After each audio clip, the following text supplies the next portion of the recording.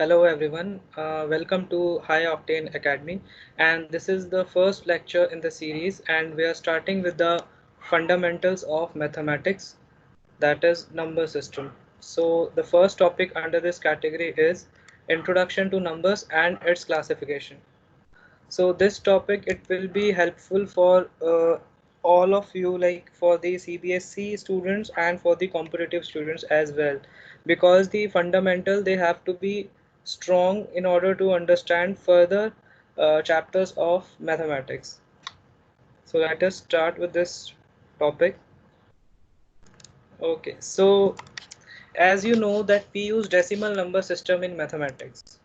मतलब हमारे पास number system वैसे बहुत तरीके के होते हैं, जैसे डेसिमल नंबर सिस्टम हो गया, एक बाइनरी नंबर सिस्टम भी होता है, एक ऑक्टल नंबर सिस्टम होता है, एक हेक्साडेसिमल नंबर सिस्टम भी होता है. सो बेसिकली ये नंबर सिस्टम, इसका मतलब होता क्या है? तो नंबर सिस्टम मतलब क्या होता है कि हम ऐसे कौन सा सिस्टम यूज कर रहे हैं जिसमें हम कितनी डिजिट से अपने नंबर्स को रिप्रेजेंट करते हो. जैसे फॉर एग्जांपल बाइनरी सिस्टम में हम हर एक नंबर को सिर्फ 2 ही डिजिट से रिप्रेजेंट करेंगे, जैसे या तो 0 या 1. इसके अलावा और कोई डिजिट से हम लोग रिप्रेजेंट नहीं करेंगे बाइनरी सिस्टम में. ऐसे ही ऑक्टल सिस्टम में हम लोग 8 डिजिट से रिप्रेजेंट करते हैं किसी भी नंबर को. तो वो 8 डिजिट्स कौन सी होती हैं? 0 1 2 3 4 5 6 and 7. Similarly hexadecimal number system में हम लोग 16 डिजिट से कोई भी नंबर को रिप्रेजेंट करते हैं. सो उसमें आपके 16 डिजिट वही 0 1 2 3 4 5 6 7 8 9. अब जैसे ही आपका 10 आता है तो आपका 10 किससे मिलके बनता है? एक 1 से और एक 0 से. सो यहाँ तो आपके डिजिट्स मतलब जो सिंबल है वो रिपीट हो गए, लेकिन आपको 16 अलग अलग तरीके के सिंबल चाहिए, है ना. सो 0 से 9 के बाद जो फिर आपको कुछ ना कुछ ऐसा करना पड़ेगा कि आप एक डिफरेंट सिंबल बने.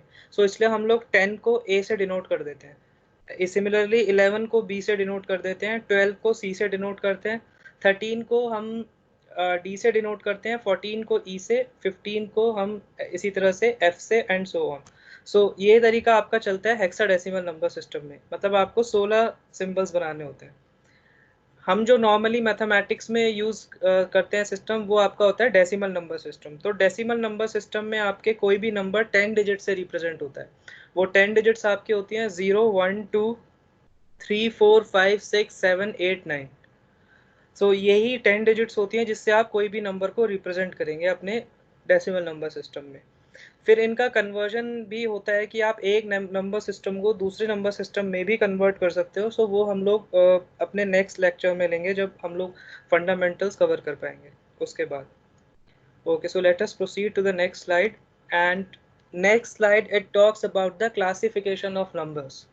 So I have classified the numbers for a layman person. That is, suppose if somebody is not aware of the complex number.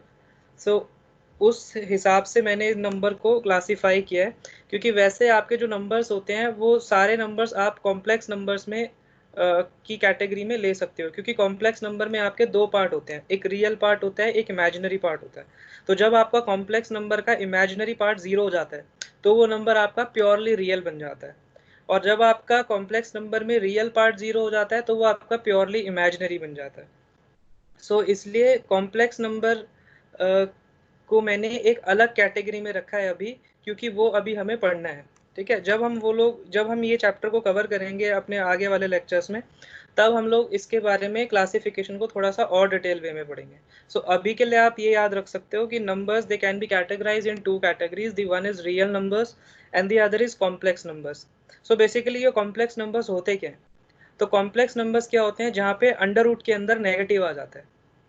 तो जहाँ भी अंडर रूट के अंदर नेगेटिव आ जाता है, मैथ्स में वो चीज़ आपकी रियल की कैटेगरी में नहीं आती.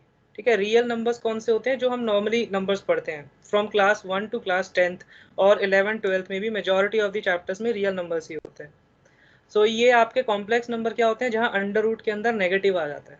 सो वो नंबर्स कॉम्प्लेक्स नंबर्स होते हैं. उसके अलावा जो भी नंबर्स होते हैं वो सारे आपके रियल की कैटेगरी में आएंगे. So real numbers, they can be further classified in two categories now. The one is rational number and the other is irrational number. So rational number क्या होते हैं? rational number वो नंबर होते हैं जिनको हम p by q की form में लिख सकते हैं. और इर्रेशनल नंबर क्या होते हैं, इसी का ऑपोजिट, जिनको हम p बाई क्यू की फॉर्म में नहीं लिख सकते। p बाई क्यू मतलब जैसे फॉर एग्जांपल 2/3 और 5/7। सो ये कुछ एग्जांपल है रैशनल नंबर्स के। सो एक चीज इसमें ध्यान रखनी होती है कि जब हम p बाई क्यू में किसी भी नंबर को रिप्रेजेंट कर रहे हैं तो q जीरो नहीं होना चाहिए। ऐसा क्यों होता है? ऐसा इसलिए होता है क्योंकि अगर आपका मैथ्स में कभी भी डिनोमिनेटर अगर जीरो हो जाता है सो वो चीज़ आपकी नॉट डिफाइंड होती है। सो आपको ये ध्यान रखना है हमेशा कि p बाय क्यू फॉर्म में एक्सप्रेस करने पर नंबर रैशनल बन जाता है, बट लेकिन उसका डिनोमिनेटर जीरो नहीं होना चाहिए, मतलब q should not be equal to zero. अब आपके rational numbers can be further categorize in two categories basically. The one is integers and the other is decimal, और आप इसको फ्रैक्शनल भी बोल सकते हैं डेसिमल को। इंटीजर्स मतलब क्या होता है कि जहाँ पे आपका जो डिनोमिनेटर होता है वो वन होता है। न्यूमरेटर आपका कुछ भी हो सकता है बट डिनोमिनेटर आपका वन होना चाहिए। जैसे एग्जांपल 3/1, 5/1, -7/1। सो इन सब में न्यूमरेटर हमारा कुछ भी हो रहा है लेकिन डिनोमिनेटर हमारा फिक्स है, वन ही है। डेसिमल और फ्रैक्शनल पार्ट में क्या होता है, आपका जो डिनोमिनेटर होता है that will be other than one. So now integers, they can be further classified in three categories now: the negative number, zero, and positive numbers. So I have kept zero in the separate category because zero is neither positive nor negative. Zero आपका ना तो positive होता है ना negative होता है, वो एक न्यूट्रल की कैटेगरी में आता है। सो आप जीरो को ना पॉजिटिव मानेंगे ना नेगेटिव मानेंगे। जीरो और पॉजिटिव नंबर्स इन सबको मिला के जो सेट बनता है उसको हम क्या नाम देते हैं, उसको हम नाम देते हैं होल नंबर्स का। मतलब जीरो और पॉजिटिव जितने भी पॉजिटिव नंबर्स होते हैं अगर मैं उन सबको इन सब का कलेक्शन एक कर लूं तो उस कलेक्शन को हम क्या बोलते हैं, होल नंबर्स बोलते हैं। उसी कलेक्शन में से अगर मैं अब जीरो को बाहर निकाल दूं तो जो हमारा कलेक्शन बचेगा वो सिर्फ कौन सा कलेक्शन होगा, सिर्फ पॉजिटिव नंबर्स का। सो उस कलेक्शन को अब आप क्या बोलेंगे, नेचुरल नंबर्स। सो ये आपका कंसेप्ट होता है होल नंबर्स का और नेचुरल नंबर्स का। दूसरी चीज ये होती है कि हम होल नंबर्स को नॉन नेगेटिव इंटीजर्स भी बोल सकते हैं। ऐसा क्यों? क्योंकि नॉन नेगेटिव इंटीजर्स मतलब क्या हो गया कि जो नेगेटिव नहीं है। तो जो नेगेटिव नहीं है वो क्या हो सकते हैं, वो या तो पॉजिटिव हो सकते हैं और जीरो हो सकते हैं। सो नॉन नेगेटिव इंटीजर्स को हम होल नंबर्स भी बोल सकते हैं और नेचुरल नंबर्स को हम सिर्फ पॉजिटिव इंटीजर्स बोलेंगे। तो there is a difference between non negative integers and positive integers. Positive integers मतलब जहाँ पे सिर्फ पॉजिटिव इंटीजर्स ही आ सकते हैं, उस कैटेगरी में आपका जीरो नहीं आएगा। और नॉन नेगेटिव इंटीजर्स मतलब क्या होता है, उसमें आपके पॉजिटिव नंबर्स तो आएंगे ही आएंगे और साथ में जीरो भी आएगा, क्योंकि नॉन नेगेटिव इंटीजर्स मतलब होता है जो नंबर आपके नेगेटिव नहीं है वो। सो ये आपका क्लासिफिकेशन होता है whole numbers, natural numbers. Integers का एक तरीके से हम और क्लासिफिकेशन कर सकते हैं। Integers can be further categorize in two more categories, that is even numbers and odd numbers. Now what are even numbers and what are odd numbers? So even numbers वो होते हैं जो आपके टू से completely divide हो जाते हैं, पहली चीज। और दूसरी चीज, जब हम उनको नंबर लाइन पे रिप्रेजेंट करते हैं, ठीक है, तो उस नंबर के लेफ्ट में और राइट में दोनों तरफ ऑड इंटीजर आना चाहिए, मतलब कोई ऐसा इंटीजर जो टू का मल्टीपल ना हो। सो फॉर एग्जाम्पल जैसे आपका फोर, फोर आपका एक इवन इंटीजर है क्योंकि फोर टू का तो मल्टीपल होता ही होता है, मतलब टू से तो पूरा डिवाइड होता ही होता है। और जब हम उसको नंबर लाइन पे रिप्रेजेंट करते हैं तो उसके राइट हैंड साइड में फाइव आता है और उसके लेफ्ट हैंड साइड में थ्री आता है। तो इसलिए आपका जो फोर है वो आपका इवन इंटीजर है। तो इसी तरह से ऑड इंटीजर्स क्या होते हैं, जो इवन नहीं होते डेफिनेटली, मतलब जो टू के मल्टीपल नहीं होते, सिंपल। अब बात रहती है इसमें मैंने कोई थर्ड कैटेगरी नहीं बनाई, तो इसका मतलब जीरो किसी ना किसी कैटेगरी में तो फिट होगा ही होगा। तो जीरो आपका इवन की कैटेगरी में फिट होता है। So zero is an even number. ऐसा इसलिए होता है क्योंकि जीरो आपका हर एक नंबर का मल्टीपल होता है, तो वो आपका टू का मल्टीपल तो होगा ही होगा, मतलब वो टू से डिविजिबल होता है, पहली चीज। दूसरी चीज, जब आप जीरो को नंबर लाइन पे रिप्रेजेंट करेंगे तो आप ये देखेंगे कि उसके राइट हैंड साइड में वन होता है और उसके लेफ्ट हैंड साइड में -1 होता है। सो वन भी आपका एक ऑड नंबर है और -1 भी आपका एक ऑड नंबर है। इसलिए जो जीरो होता है उसको हम इवन की कैटेगरी में डालते हैं। और एक और चीज होती है कि आपकी जो प्रॉपर्टीज होती हैं कुछ, जैसे ये प्रॉपर्टीज कि even plus even it should be equal to even, ये सब आप वेरीफाई कर सकते हैं। आप नंबर अपने आप कंसीडर कर लीजिए, जैसे मैं दो इवन नंबर ले लेता हूँ, जैसे 2 + 4। सो वो 6 आ रहा है, तो 6 भी आपका क्या होता है, इवन होता है। सो ये बाय ऑब्जर्वेशन सारे रिजल्ट ऑब्टेन किए हुए हैं कि इवन प्लस इवन वो आपका इवन होता है, इवन माइनस इवन वो भी आपका इवन होता है, इवन इंटू इवन वो भी इवन होता है, और इवन डिवाइडेड बाय इवन वो आपका इवन भी हो सकता है और ऑड भी हो सकता है। ऑड प्लस ऑड आपका इवन होता है हमेशा, ऑड माइनस ऑड वो आपका हमेशा इवन होता है, ऑड इनटू ऑड वो भी आपका ऑड होता है, और ऑड डिवाइडेड बाय ऑड वो आपका ऑड होता है। सिमिलरली ये इवन प्लस ऑड ये ऑड होता है, इवन माइनस ऑड भी आपका ऑड होता है। सो ये फर्दर सारी चीजें ये आपकी इस तरह से वेरी करती है। ऑड को कभी भी जब हम इवन नंबर से डिवाइड करते हैं तो वो डिवीजन पॉसिबल नहीं है, ठीक है। एक तो आप ये चीज भी याद रखेंगे। दूसरा, इवन की मैं कुछ भी पावर कर दूं, चाहे इवन कर दूं चाहे ऑड कर दूं, वो हमेशा इवन ही रहती है। ऑड की भी हम चाहे कोई भी पावर कर दें वो हमेशा ऑड रहता है। अब जो जीरो होता है, अगर हम उसको इवन मान के इन प्रॉपर्टीज में पुट करेंगे तो वो सारी की सारी प्रॉपर्टीज को फॉलो करने लगता है। लेकिन वहीं अगर मैं जीरो को ऑड मान के अगर इन प्रॉपर्टीज में पुट करूंगा तो जीरो सारी की सारी प्रॉपर्टीज को वायलेट करने लगता है। तो ये सारे प्रूफ होते हैं ये शो करने के लिए कि जीरो आपका एक इवन नंबर होता है। अब आपका जो नेचुरल नंबर्स होते हैं, अब हम उनका क्लासिफिकेशन देखते हैं। नेचुरल नंबर्स को हम 3 तरीके से क्लासीफाई कर सकते हैं। The one is prime number, the second category is one, and the third category is composite number. So prime numbers आपके कौन से नंबर्स होते हैं? प्राइम नंबर्स वो नंबर्स होते हैं जिनका सिर्फ जिनके दो फैक्टर्स होते हैं, या तो वो खुद हो और या फिर वन हो। जैसे फॉर एग्जांपल 3। सो 3 के आपके दो ही फैक्टर हैं, या तो 3 है या 1 है, क्योंकि 3 या तो 3 से डिवाइड हो सकता है, और 1 से तो खैर हर नंबर डिवाइड हो ही सकता है, क्योंकि 3/1 करके भी 3 आएगा। सो इसलिए आपके प्राइम नंबर के एग्जैक्टली 2 फैक्टर्स होने चाहिए, दैट इज 1 एंड इटसेल्फ। और आपको एक फैक्ट याद रखना है कि टू ही आपका एक ऐसा इवन नंबर है जो प्राइम होता है। उसके अलावा आपके जितने भी इवन नंबर होते हैं वो कभी प्राइम नहीं हो सकते। क्योंकि जैसे हम 2 का नेक्स्ट इवन नंबर ही एग्जांपल ले लेते हैं, जैसे 4 हम ले लेते हैं। सो हमें 4 पता है 2 से भी डिविजिबल होता है, 4 से भी डिविजिबल होता है, और 1 से भी डिविजिबल होता है। सो इस केस में आपके 2 से ज्यादा फैक्टर हो गए, इसलिए हमारा 4 जो है वो प्राइम की कैटेगरी में नहीं आ सकता। क्योंकि प्राइम की कैटेगरी में आने के लिए एग्जैक्टली 2 फैक्टर्स होने चाहिए, इंक्लूडिंग 1 एंड इटसेल्फ। उसके बाद कॉम्पोजिट नंबर क्या होता है? तो आपका कॉम्पोजिट नंबर वो नंबर होते हैं जिनके 2 से ज्यादा फैक्टर होते हैं। जैसे अभी हमने 4 का जो एग्जांपल लिया था वो हमारा कॉम्पोजिट नंबर है। अब 1 को हमने एक सेपरेट कैटेगरी में क्यों रखा हुआ है? क्योंकि 1 आपका जो होता है that is neither prime and nor composite. 1 आपका ना तो प्राइम होता है ना ही कॉम्पोजिट होता है। ऐसा इसलिए होता है क्योंकि 1 के कोई फैक्टर नहीं होते एक्सेप्ट 1। 1 का सिर्फ 1 ही फैक्टर होता है। तो इसका मतलब क्या है कि 1 का आपका एक ही फैक्टर हुआ। लेकिन हमने पढ़ा है कि प्राइम में 2 फैक्टर होने चाहिए और कॉम्पोजिट में 2 से ज्यादा फैक्टर होने चाहिए। तो ना तो ये प्राइम की कैटेगरी में आ रहा है ना ये कॉम्पोजिट की कैटेगरी में आ रहा है, इसलिए जो 1 है वो आपका इन दोनों में से किसी कैटेगरी में नहीं आता। So 1 is neither prime nor composite. So ये 1 का नेचर होता है प्राइम और कॉम्पोजिट को लेके। So this is all about the classification of numbers. Now let us proceed further to study about fractions, a little bit more about fractions. So as we know that rational number they can be represented as a fraction, that is in the p by q form जो हमने बोला था उसको fraction भी बोलते हैं। सो fraction आपकी 3 category में डिवाइड हो सकती है। हो सकता है आपका प्रॉपर फ्रैक्शन हो सकता है आपकी इम्प्रॉपर फ्रैक्शन और हो सकता है आपकी मिक्स्ड फ्रैक्शन हो। तो प्रॉपर फ्रैक्शन में क्या होता है, आपका न्यूमरेटर हमेशा डिनोमिनेटर से छोटा होता है। जैसे नीचे एग्जांपल इसमें लिखा हुआ है 3/5। इसी तरह से इम्प्रॉपर फ्रैक्शन में क्या होता है, आपका न्यूमरेटर लार्जर होता है डिनोमिनेटर के कंपैरिजन में।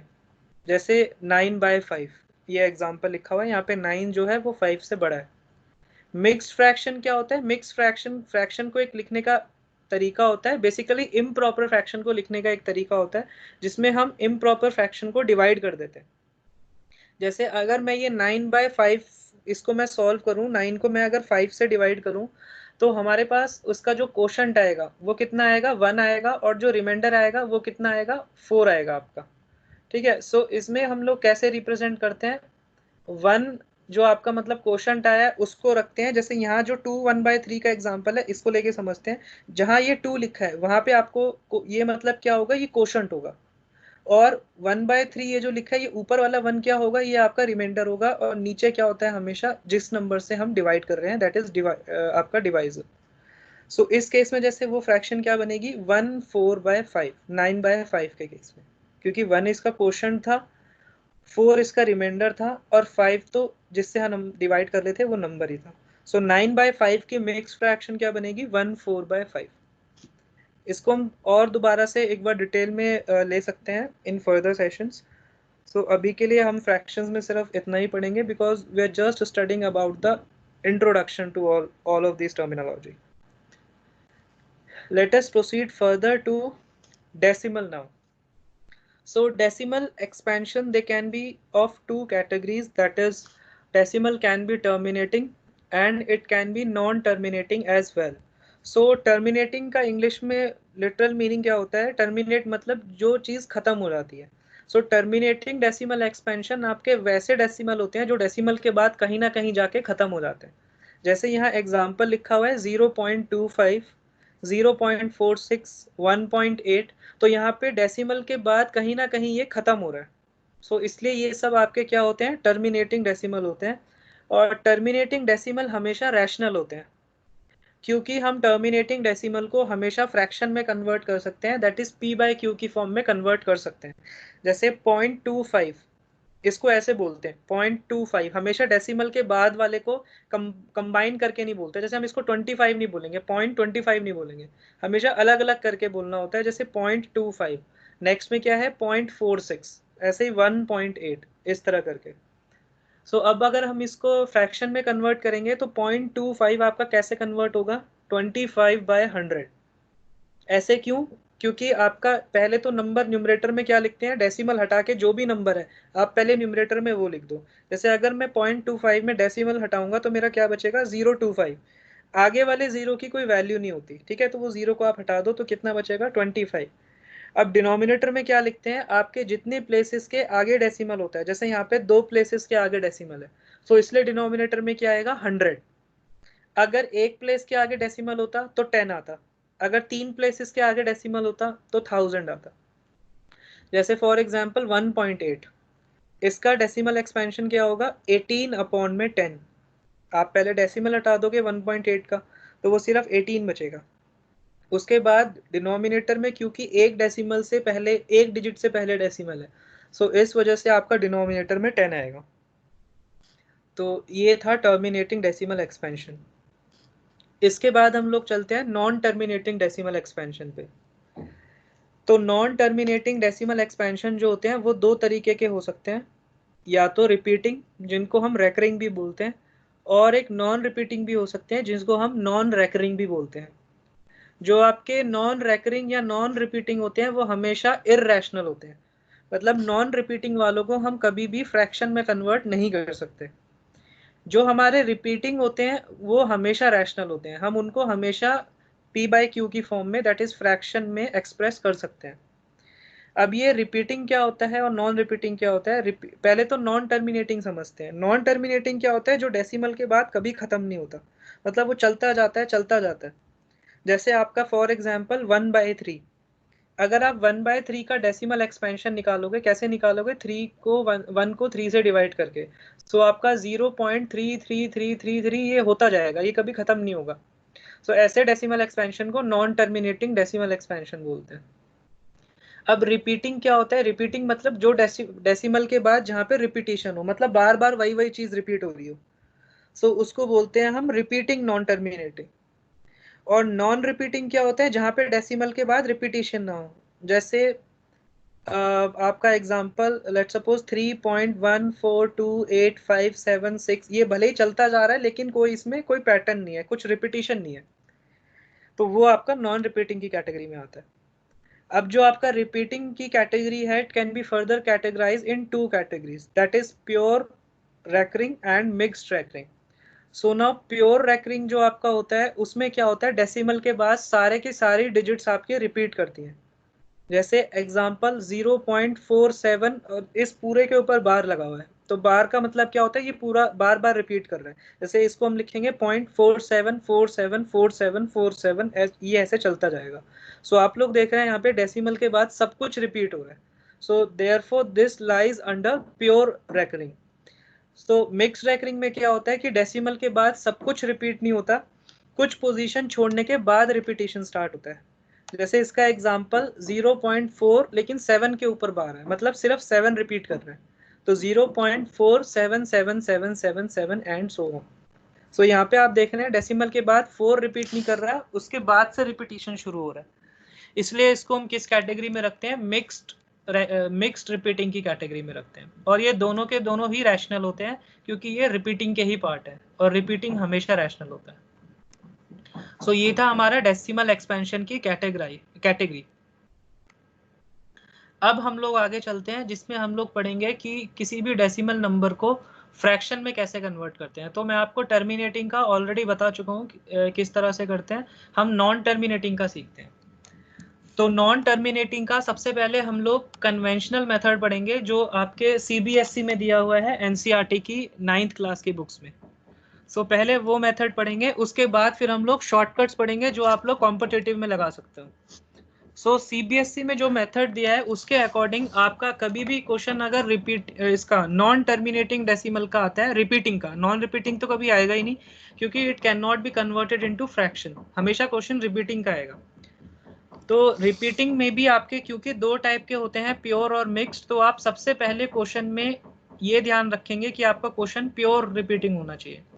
अगर आपका प्योर रिपीटिंग नहीं है तो आप उसको प्योर रिपीटिंग बनाएंगे। जैसे हम सीधा एग्जांपल मिक्स्ड रैकरिंग का ही लेते हैं कि सपोज अगर आपके पास क्वेश्चन ये होता, ये आपका एक मिक्स्ड रैकरिंग का एग्जांपल है, क्योंकि यहाँ पे आपका 4 के बाद ही रिपीटिशन शुरू हो रहा है। सो हम सबसे पहले इसमें इसको प्योर रैकरिंग बनाएंगे। तो प्योर रैकरिंग में क्या होता है, डेसिमल के बाद सब कुछ रिपीट करना चाहिए। तो अगर मैं किसी तरह इस डेसिमल को शिफ्ट कर दूं 4 के बाद, तो आपका सारा का सारा पार्ट फिर क्या हो जाएगा, आपका रिपीटिंग हो जाएगा डेसिमल के बाद, क्योंकि फिर डेसिमल के बाद सिर्फ 7 बचेगा जो कि रिपीट कर रहा है। सो हम इसको कैसे कर सकते हैं, क्योंकि हमें एक पोजीशन राइट में खिसकाना है, तो जब भी हमें ऐसे एक पोजीशन राइट में शिफ्ट करना होता है तो हम हमेशा दोनों साइड को 10 से मल्टीप्लाई कर देते हैं।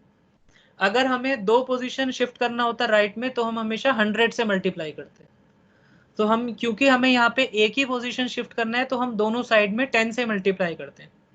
तो इसलिए क्वेश्चन को किस तरह से स्टार्ट करते हैं, आप पहले एक नंबर को x सेलेक्ट कर लें 0.47 बार, इसको आप ओपन कर लीजिए।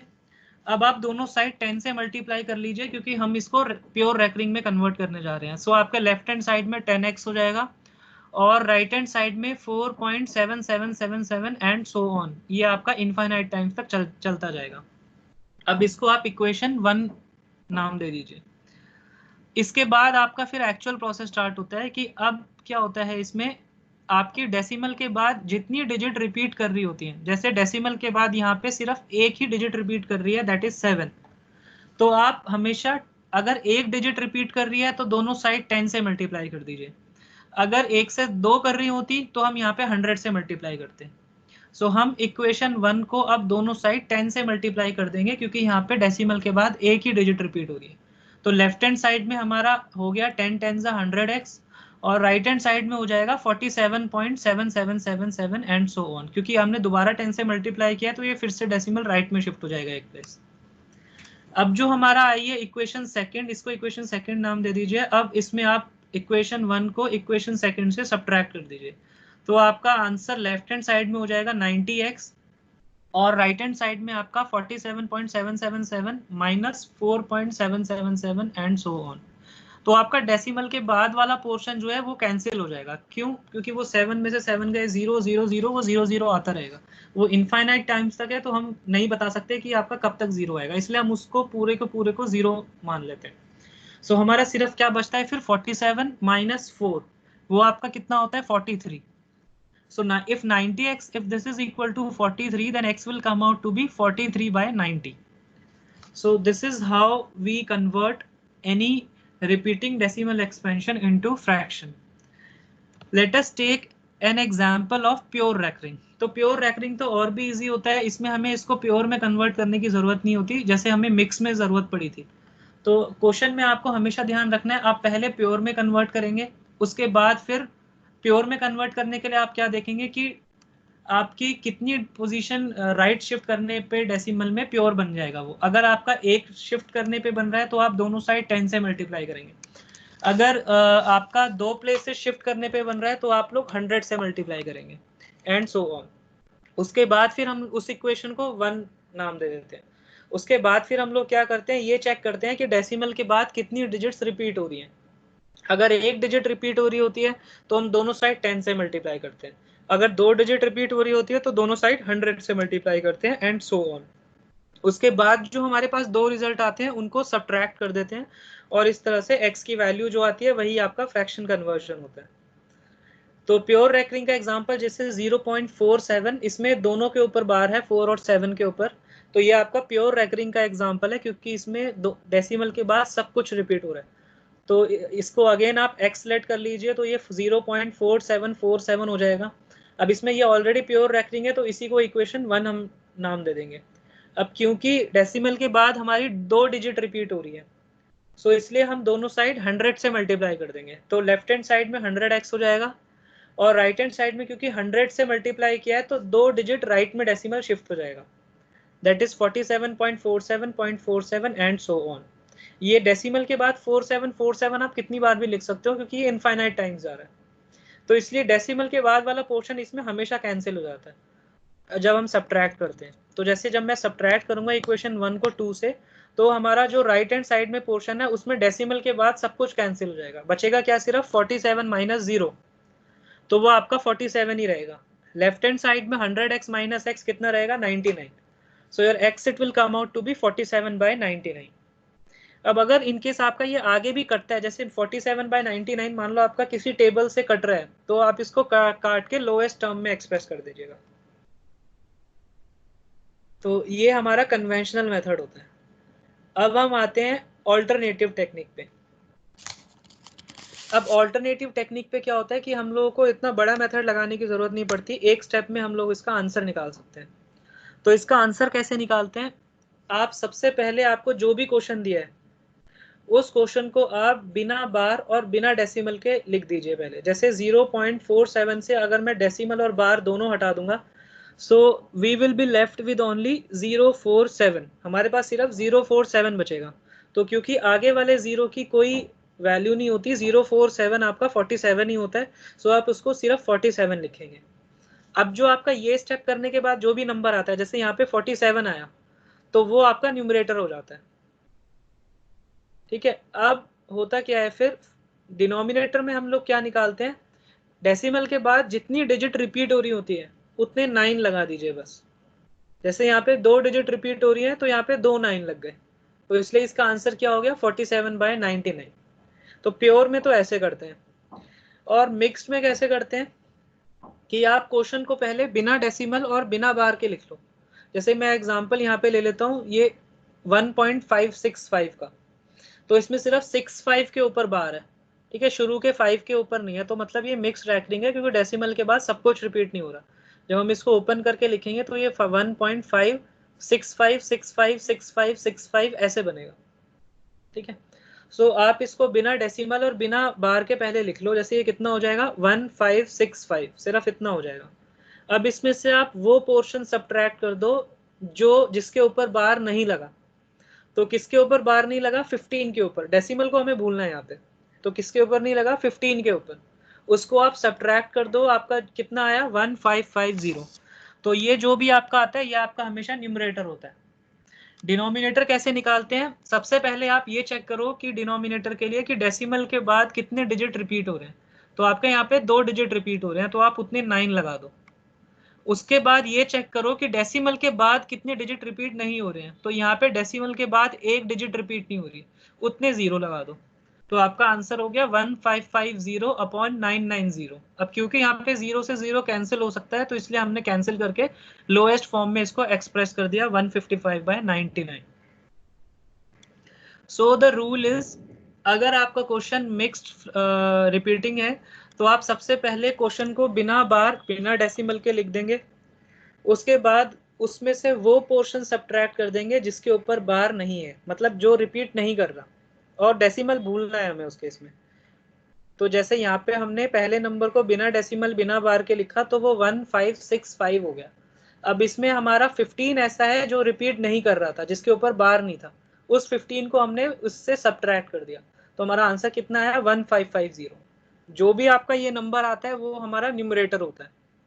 अब डिनोमिनेटर कैसे निकालते हैं, डेसिमल के बाद जितनी डिजिट आपके रिपीट हो रही होती है उतने आप 9 इंक्लूड कर दो। तो जैसे यहाँ पे डेसिमल के बाद 2 डिजिट रिपीट हो रही है तो इसलिए 2 9 हमने यहाँ पे लगा दिए। फिर उसके बाद ये चेक करो डेसिमल के बाद कितनी डिजिट रिपीट नहीं हो रही है, तो यहाँ पे क्योंकि एक डिजिट रिपीट नहीं हो रही इसलिए हम लोगों ने बाद में 0 लगा दिया। 0 हमेशा बाद में ही लगाना है क्योंकि पहले लगा देंगे तो उसकी वैल्यू नहीं रहेगी। फिर उसके बाद आंसर को लोएस्ट फॉर्म में कन्वर्ट करके आप लिख देंगे तो वही आपका फ्रैक्शन होगा। So this is how we convert decimal expansion into fraction. So ये सारे पोर्शन आपके फंडामेंटल का पार्ट था नंबर सिस्टम का जो हमने आज कवर किया है। So we'll take up some more topics in the further sessions. So like it and subscribe it and press the bell button to get notification for further lectures. So thank you and have a nice day.